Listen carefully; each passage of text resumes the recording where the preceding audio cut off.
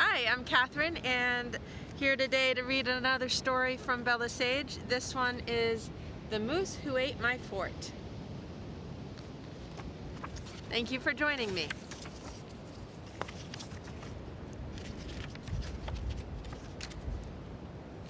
Hello, I'm Bella Sage. I live in a tree house that my dad and I built in a walnut tree.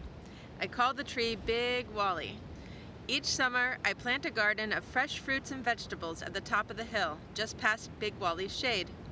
Life is never dull here in Freeport, Maine. Let me tell you about the time a moose ate my fort.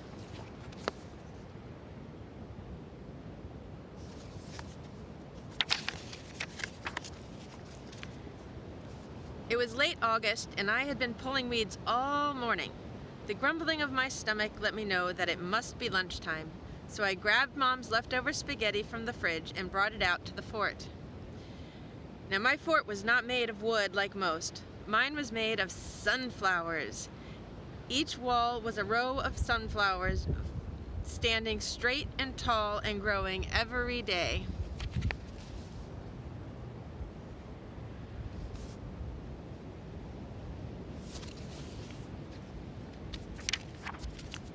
By now, the sunflowers were 10 feet tall.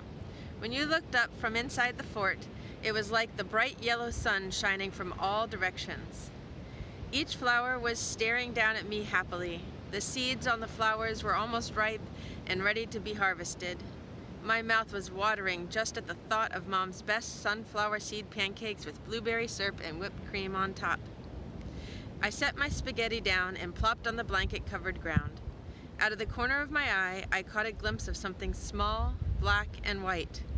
Upon a closer look, I discovered that several sunflower seeds had been cracked open and thrown on the floor. I figured the birds had decided to take a few, but not to worry, there was still plenty for me.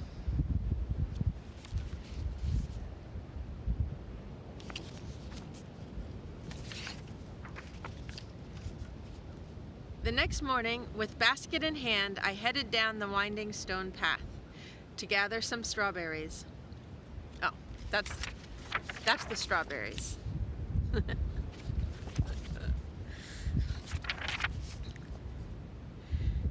And that's Bella walking down the path.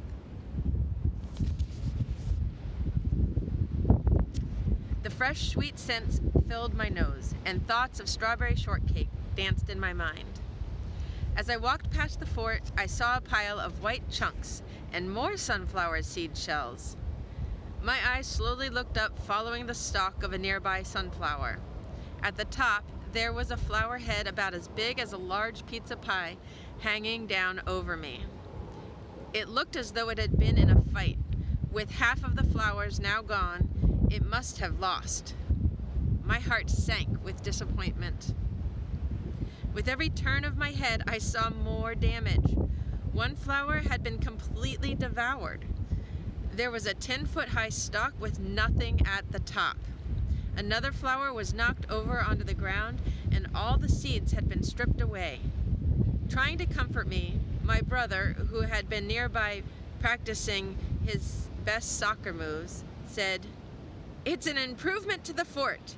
Now there are 2 entrances and a skylight." I didn't laugh.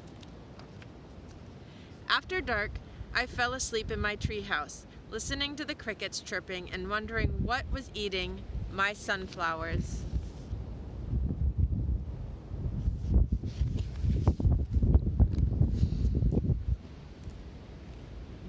Was it a bird? I had never seen one do so much damage. It couldn't have been a raccoon or a cat because the flowers were too tall to reach. It must have been something bigger. That night, I had a dream. From my treehouse, I heard a noise, a snorting of sorts. I slowly and quietly sat up, placing my fingers gently on the windowsill. I pulled myself toward the window just until I could see outside and rested my chin against my hands. It was misty out, so I couldn't quite see what was or even where it was. I waited, crouched down low, trying not to make a sound, and listened for it again. Another snort came, and right below my window, I could see his breath. The cloudy puff rose from his nostrils right in front of my window where I was watching, as silently as possible. I gasped at what I saw. There, right below my bed, was a great big, nostril-breathing, large, antlered moose.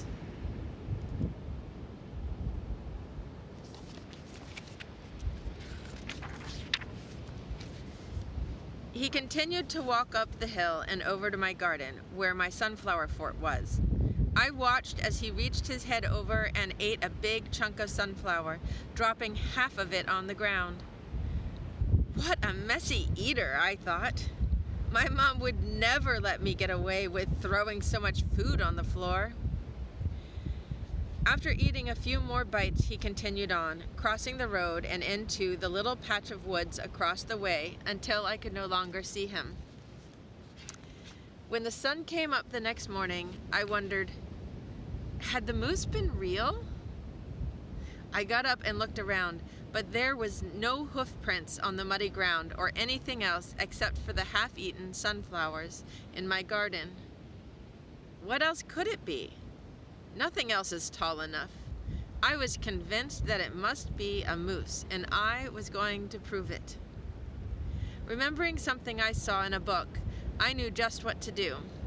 I grabbed a branch on Big Wally and tied it back with a rope and a slip knot. At the end of the rope, I tied a carrot. I then tied a rope with a loop onto the branch and placed the loop on the ground near the carrot. The trap was ready. When the moose came, he would smell the carrot and take a bite.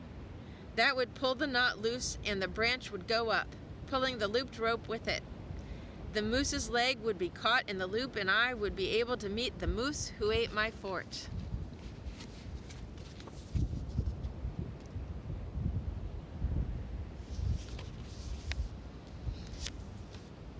Ring-a-ding-ding!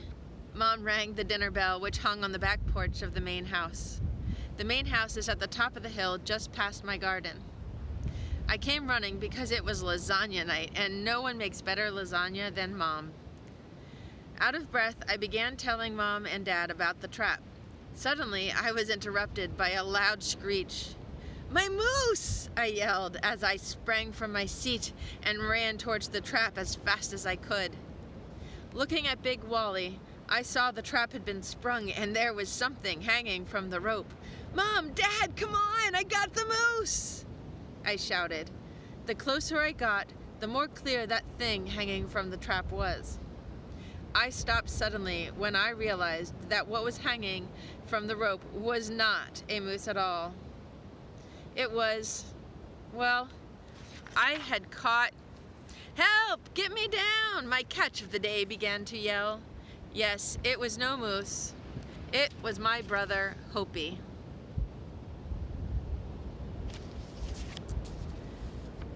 Hopi had been running in for dinner when he saw a carrot on the ground. Thinking it was odd and out of place, he tried to pick it up. Of course, that set off the trap, and up he went, up into the air with a rope around his leg and a carrot in his hand. It took many days of apologies and one Ben & Jerry's ice cream cone for Hopi to forgive me. Eventually, he agreed to help catch my moose. This time, we decided to catch it on camera. It was a lot less dangerous than my former plan. That night, we took turns staying up and keeping watch from the treehouse. The sun was coming up and Hopi was sound asleep on the floor while I watched out the window.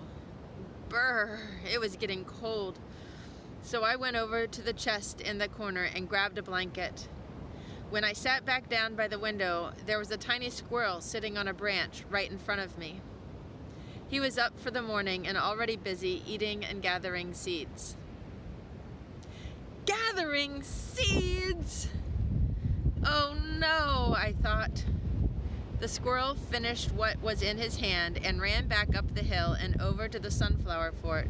Without any hesitation, he ran right up the stalk and began to take another chunk of sunflower seeds, dropping all the inedible parts on the ground.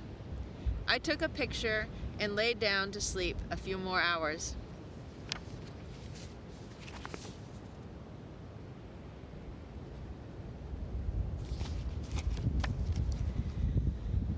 When Hopi woke up, he shook me and called out, "Bella, Bella, you're sleeping! Wake up!"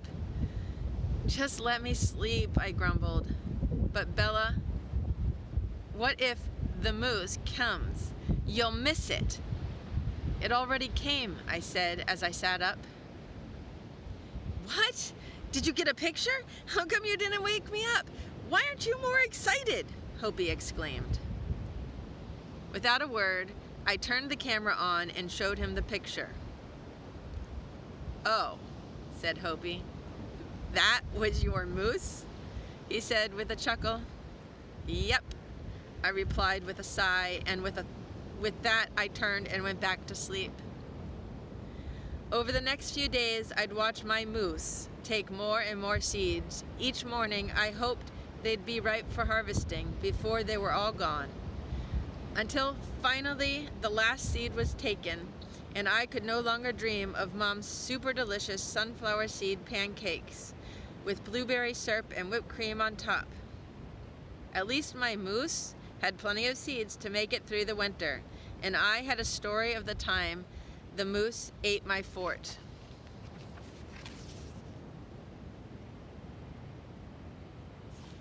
Thank you for joining me today. Bye.